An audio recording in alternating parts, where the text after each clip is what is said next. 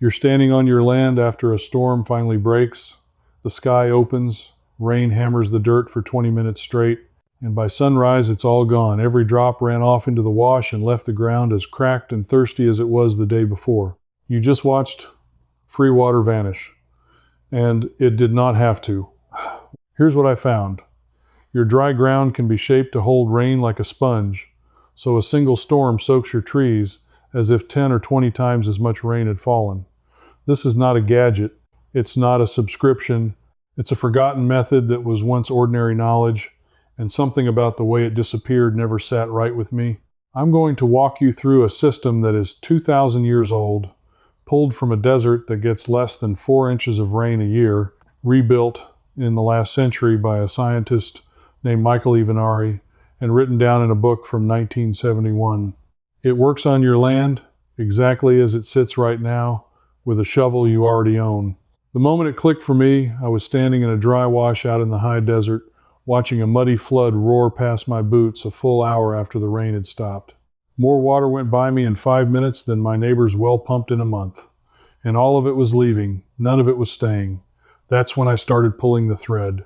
Let me show you the first thing that didn't add up. 2,000 years ago, in the Negev desert, in a place that gets less rain than almost anywhere on earth where people have farmed, there were whole cities surrounded by orchards. I'm not talking about a lucky oasis with a spring. I'm talking about hills that get about 4 inches of rain a year, 100 millimeters, and on those hills people grew grapes, wheat, olives, almonds, and figs, enough to feed towns of thousands. The people who did it were called the Nabateans. You may know them for the carved city of Petra, but out across the Negev they built other towns of Avdat, Shivda, Mamshit, and around every one of them, archaeologists found the same strange fingerprints on the land. Stone walls running along the hillsides, shallow channels, terraces down in the valleys, little ridges of piled rock scattered across the slopes by the thousands. Then the towns were abandoned, the knowledge scattered, and for centuries people looked at those ruins in a desert and could not understand how anyone had grown a single grape there. Now here is the part that grabbed me. In the 1950s, a botanist named Michael Evenari, working out of the Hebrew University of Jerusalem, decided he would not just study the ruins, he would rebuild one. He took an ancient Nabatean farm at Avdat, repaired the old stone, works exactly as he found them, and then he waited for rain. And that reconstructed farm in a desert with 4 inches of rain grew crops, real harvests. He proved it by doing it. He laid the whole thing out in his book, The Negev, The Challenge of a Desert, published in 1971. So how did they do it? Here is the secret, and it's so simple it almost made me angry. They did not get more rain than anybody else. They collected the rain that ran off their big bare hillsides and funneled every drop of it down onto small planted fields. They concentrated it. Think about that. Rain falls the same on every square foot of a hillside, but water runs downhill. So if you have a wide, bare slope shedding water, and you channel all of that water onto one small patch at the bottom, that small patch gets the rain that fell on the whole slope. Evenari measured the ratios in the ancient systems. The catchment area compared to the planted area ran about 20 to 1, and in some places 30 to 1. So a field at the bottom effectively received 20 times the rainfall that landed on it. 4 inches of sky becomes 80 inches on the roots. That's a jungle's worth of water harvested out of a desert. So there it is, the first piece. A desert with 4 inches of rain grew orchards for centuries because the people there shaped the land to multiply the rain, which left me staring at a much bigger question. If the method is that simple and that old, and it plainly worked, why has almost nobody alive today ever heard of it? Why did we forget something this valuable? That's the part where the story turns. Because here's what I kept coming back to. This method did not fail. Nobody abandoned it because it stopped working. When those farms were left behind, the stone channels were still doing their job. So if a free method that works doesn't die on its own, something has to replace it. So I went looking for what replaced it. And that's where I finally understood why your grandparents knew this and you don't. What replaced it was the well and the pump. For most of human history, if you lived on dry land, you had two choices. You caught the rain that fell, or you hauled water from far away. Catching the rain was the sensible one, so people got very good at it. But starting in the late 1800s, the windmill pump spread across the dry American West. Then came the diesel pump, then the electric pump, then rural electrification reaching the farms in the 1930s and 40s, and suddenly you could stick a pipe deep into the ground, flip a switch, and water came up on demand. As much as you wanted, whenever you wanted. Next to that, shaping your whole hillside with a shovel looked like slow, primitive, back-breaking labor. Why sculpt the land to catch a storm when you could pump an ocean from underground any dry afternoon? And I want to be careful here because this is not a story about one evil villain. Nobody snuck into the library at midnight and tore the rain-catching pages out of the almanacs. It's quieter and, honestly, worse than that. It's a business model. Somebody sells you the drilling, somebody sells you the pump, somebody sells you the pipe and the electricity to run it, and the parts when it breaks, and the deeper well when the first one goes dry. Rain that shapes itself into your soil for free that sells nothing. There's no monthly bill and a berm of dirt. So the knowledge of catching rain slowly slid out of the farm manuals and the home economics books and into the museums, and in its place we got a receipt every month and a water table dropping under our feet. The great Ogallala Aquifer under the American plains, the underground water that feeds a huge chunk of the country's farms, has fallen more than 150 feet in some places. In parts of it, we are pumping water out faster than nature can replace it in 6,000 years. 6,000 years to refill, and we're draining it in a lifetime. Here's what chills me about that. The pump only works while there is still water down there to pump, and across the dry west, that water is running out. The free method we threw away catching the rain is the one method that still works after the wells run dry. We traded the thing that lasts forever for the thing that runs on a bill and a battery, which made me ask the only question that mattered for my own land. How much rain am I actually letting walk off my property every single year? So I sat down and ran the number, and it stopped me cold. 1 inch of rain falling on 1 acre of ground is 27,154 gallons of water. Let that sit for a second. Just 1 inch on just 1 acre. So take a dry place, say it only gets 10 inches of rain in a whole year, which is genuinely arid. That's still more than 270,000 gallons of water landing on a single acre for free from the sky. Put 100 acres under that same rain, and you're looking at over 27 million gallons a year. 27 million. And on most ranches, nearly every drop of it runs off into the wash or evaporates off the hardpan before noon, and the owner drives to town worrying about the price of water. We do not have a rain problem. We have a keeping problem. So how do you keep it? The old-timers understood one word above all others: contour. Water moves downhill, always, along the path of least resistance. So everything in this method is about reading where the water wants to go and gently talking it into staying. The main tool is a low ridge of earth, called a berm, built along the contour of the land, meaning level, running side to side across the slope instead of up and down it. When rain runs down toward that berm, it piles up behind it in a long, shallow pool and just sits there, quietly soaking into the ground instead of racing past. The little trench that feeds it is called a swale. On steeper ground, you build a series of them stepping down the hill, and that's a terrace, the same shape you see carved into mountainsides all over the ancient world. And in a gully where floodwater tears through, you lay a low dam of rock across the channel, a check dam to slow the water down and let it drop its mud and soak in instead of ripping your soil away. And then you use the Nabatean trick on your own scale. You look at your land and you divide it in your mind. The higher, rockier, poorer ground, the part that'll never grow much anyway, that becomes your catchment. You let it shed its water, and you aim that water downhill at the lower, better ground where your trees and your garden live. You stop treating every acre the same. You make the poor land work for the good land.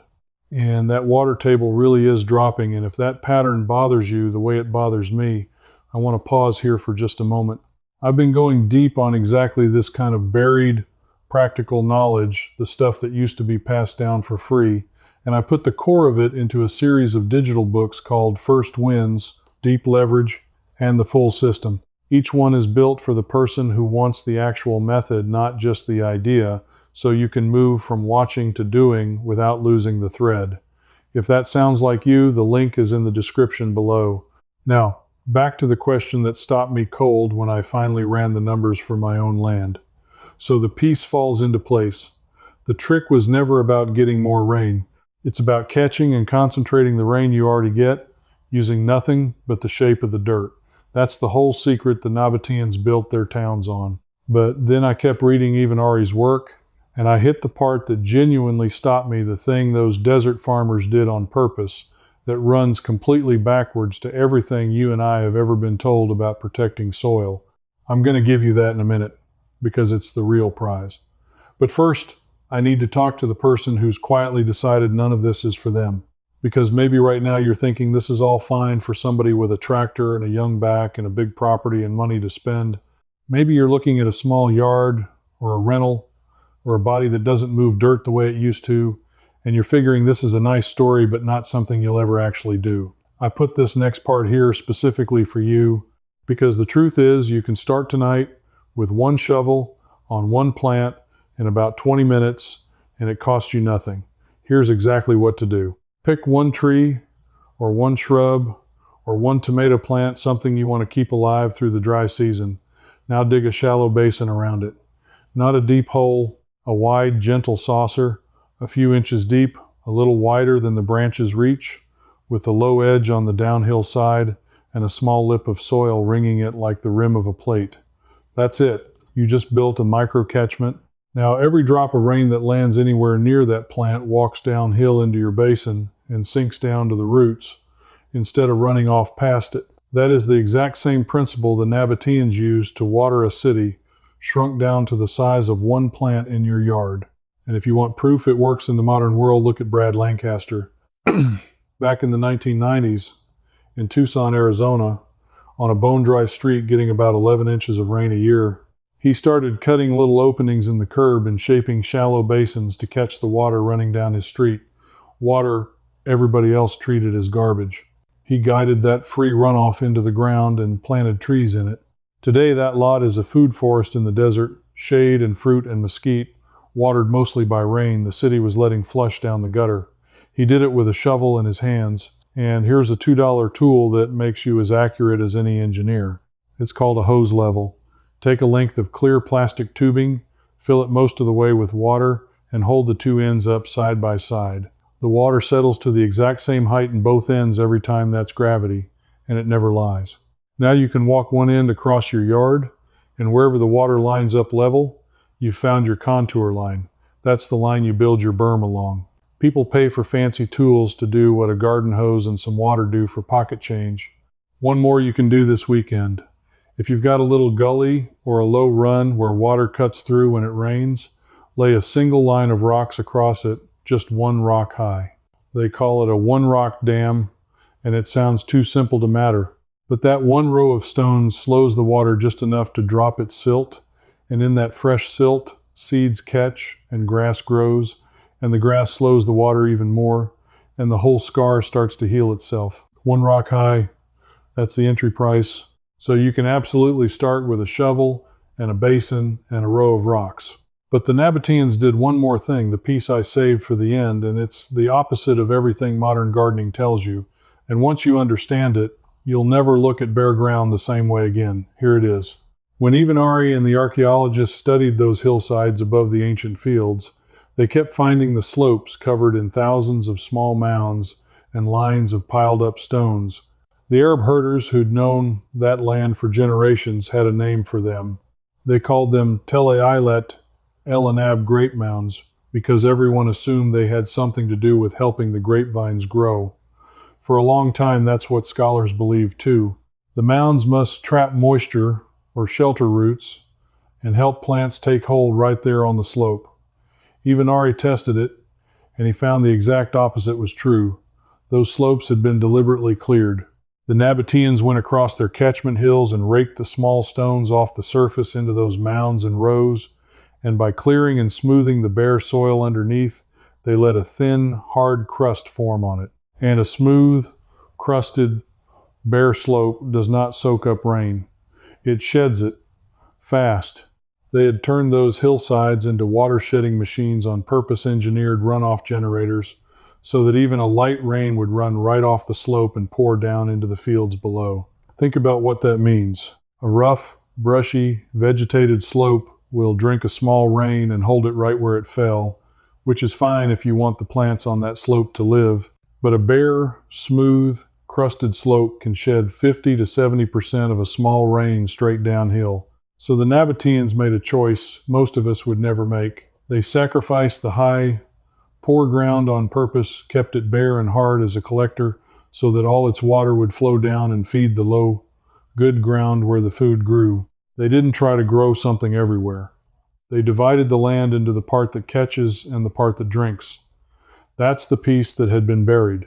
Not just build a berm, decide which part of your land is the sponge and which part is the funnel. And it flies in the face of everything, because every instinct we have says cover every inch, mulch everything, never leave dirt bare. The desert farmers knew better. On dry land, a patch of bare, smooth, water-shedding ground uphill is a gift to the green patch below it. And there was one more thing Evenari measured that I can't stop thinking about. Dew. Out in the Negev, dew settles on up to 200 nights of the year, and piles of stone and gravel like those very mounds cool off fast in the desert night and pull moisture right out of the air, so water beads on them and trickles down into the ground even on nights it never rains. Those old stone works weren't just catching the storms. They were quietly harvesting water out of the night air drop by drop all year long. So here's the whole thing, finally, in your hands. The knowledge existed 2,000 years ago, and it built cities in a place that gets 4 inches of rain. It got buried under blowing sand, and then under 100 years of pumps and pipes and monthly water bills that made us forget the sky ever handed us anything for free. It was kept alive by a set of ruins nobody could explain, and by one stubborn scientist who refused to just admire them, who rebuilt a working farm stone by stone and grew a harvest in a desert to prove the old way was real. And now you're holding the final piece. Here's your weekend plan. Start to finish, walk your land after it rains and watch where the water goes. That's the map the water draws for you for free. Find your low ground, the good soil where things want to grow. Above it, pick your catchment, the higher, poorer, rockier ground, and know that its job is to give, not to grow. Use your hose level to find the contour and build a low berm and a basin on that line down at the good ground where you'll plant your tree. Keep the catchment above it clear and smooth so it sheds, then wait for a storm. When 2 inches of rain falls and it all funnels down 20 to 1, that one tree gets hit like 40 inches came down a rainforest, delivered to a single set of roots in the middle of your dry ranch, using only the shape of the dirt and a shovel. The rain was never really the problem. We were taught to pay for water by the gallon while the sky was pouring thousands of gallons onto our land for free, and we stood there and watched it run off into the wash. Somebody profited from us forgetting. But the ground remembers, and now so do you. You're the kind of person who doesn't take the story at face value, who checks whether the claim actually holds up, who'd rather shape the land one time than sign up to pay for it forever. That's exactly who this was for. So let me ask you something specific, and I really want your answer. How many inches of rain does your area get in a year, and where on your land is the spot where the water leaves, the wash or the low corner or the gully where it all runs off and disappears? Tell me in a comment. I read them, and I want to help you find your catchment. And if you want to keep pulling these threads with me, subscribe and stand with the people who are quietly recovering this stuff, the free, practical knowledge that used to be passed down for nothing and got sold back to us one bill at a time. Because next, I'm chasing down how the old-timers found exactly where to dig a well by reading the plants growing on the surface, which weeds meant water was close, and which ones meant you were about to waste a month digging in the wrong spot long before anyone charged them a dime to find it. That one surprised me more than this did. I'll see you there. Before you go, one thing. This video showed you why it works. Inside the Practical Wisdom Circle, I take you further the full water harvesting build for your own slope, step by step. In there, you can ask me your own question, and a real person, me, answers you myself. You won't be alone. Folks like you are already inside. Just point your phone's camera at the code on screen. Cancel anytime. One click. Come join me.